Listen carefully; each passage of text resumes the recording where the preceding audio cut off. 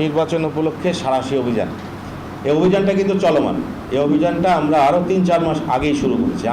তো এই যে বিতাড়িত স্বৈরাচার আওয়ামী লীগ এবং তাদের যে বিদেশি প্রভু যারা আছে, তাদের এই প্রচেষ্টাকে আমাদেরকে নস্যাৎ করতে হবে, অবশ্যই নস্যাৎ করতে হবে।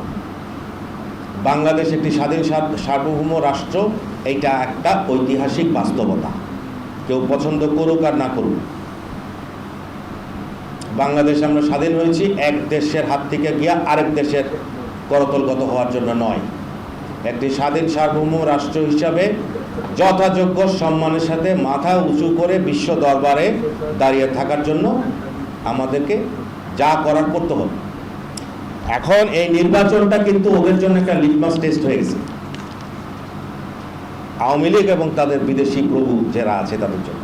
এই টেস্টে তারা যাতে ফেল করে সেজন্য আমাদেরকে যা করার করতে হবে।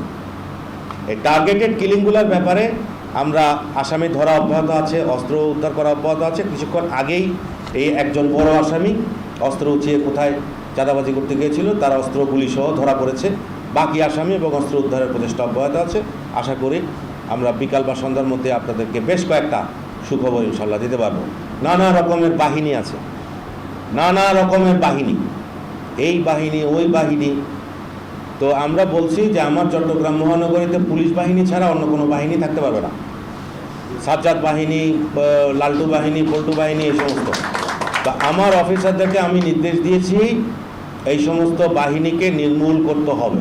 নির্মূল মানে নির্মূল, প্রয়োজনে চরম পন্থা অবলম্বন করতেও আমি বিন্দু মাত্র দ্বিধাবোধ করব না।